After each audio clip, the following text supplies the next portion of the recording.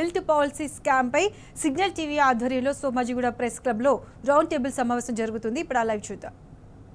Future లో దాని మీద వీళ్ళకి ఏంటంటే వీళ్ళకు దగ్గర ప్రాంతాల్లో ఉన్నాయి, అక్కడ వేలాది ఎకరాల భూములు ఈ రోజు వాళ్ళు చాలా తక్కువ ధర కొనే ప్రయత్నం చేసిండ్రు. అవన్నీ తీసుకొని దాదాపు ఒక 10,000 ఎకరాల భూమి ఆ బ్యాంకు వాళ్ళు క్రియేట్ చేసుకుంటున్నారు.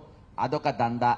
నెక్స్ట్ హైడ్రా అన్నిటికంటే పెద్ద దందా. హైడ్రా ఏంటంటే ఇప్పుడు మామూలుగా ట్రాఫిక్ పోలీసులు ఏం చేస్తారంటే ఎక్కడన్నా బండ్లు ఆపద్దంటే ముందే పార్కింగ్ ఉంటుంది, కానీ హైడ్రా అట్లా కాదు, పార్కింగ్ బోర్డు పట్టుకొని తిరుగుతుంది. తిరిగి ఎక్కడ బండ్లు బాగుంటే ఆడ పార్కింగ్ బోర్డు పెడుతుంది, ఆ బండ్ల మొత్తం ఫైన్ ఎప్పిస్తుంది.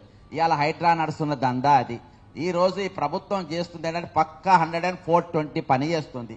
వాళ్ళకి దేని దగ్గర కూడా జవాబు లేదు, దేని దగ్గర మాట్లాడలేదు, ఎవరి దగ్గర సబ్జెక్ట్ లేదు. దీని తర్వాత ఏం మాట్లాడతారో ఏం చేస్తారో తెలియదు.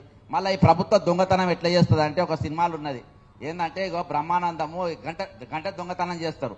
గంట దొంగతనం చేసి ఇట్లా పట్టుకపోతారు రేవంత్ రెడ్డి. ఇట్లా పట్టుకుంటేనే సప్పుడు రాదు, ఇట్లా వస్తేనే సప్పుడు వస్తుంది.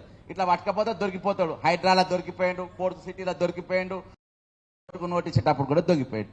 దాదాపు భారతదేశం మొత్తం మనం ఎక్కువ ఎక్స్పెక్టేషన్ పెట్టద్దు. ఇది బంగారు తెలంగాణ కాబోతుంది, మన ఏది ఈరోజు స్వయం పాలన తెలంగాణ రాబోతుంది, ఆత్మగౌరవ తెలంగాణ రాబోతుంది. అంటే ఈ భారతదేశంలో అత్యంత వెనుకబడ్డ రాష్ట్రం ఏంటంటే మన రాష్ట్రమే. ఎందుకంటే 40 సంవత్సరాలు ఉద్యోగం చేసినా కానీ వాళ్ళకు రిటైర్మెంట్ పైసలు ఈరోజు ఏదైనా ఉందంటే మన బంగారు తెలంగాణ కాదు, ఇది రాతెండి తెలంగాణ కాదు, ఇలా బొగ్గు తెలంగాణ కాదు, ఇది బూడిది తెలంగాణ అంటారు. ఇది బాజాప్తా ఈరోజు మిలియన్ మార్చ్ చేసిన వాళ్ళు కూడా అనే పరిస్థితి వచ్చింది. దేనికనంటే ఈరోజు ప్రభుత్వం ఆలోచన పెద్దగా ఉంటాయి. ఏది మన తుపాకీ లక్షణ కథ చెప్పినట్టు అది.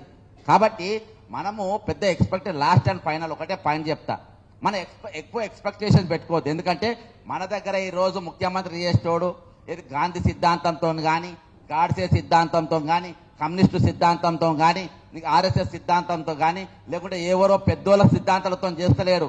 ఆయన దగ్గర సిద్ధాంతం లేదు, ఏం లేదు. ఒక అన్ని రకాల కేసులు ఉంటాయి. ఈ భారతదేశంలో 179 క్రిమినల్ కేసులు ఉన్నటువంటి అత్యధిక క్రిమినల్ కేసు వంటి ముఖ్యమంత్రి ఈ రోజు ఈ రాష్ట్రాన్ని పాలిస్తుండు.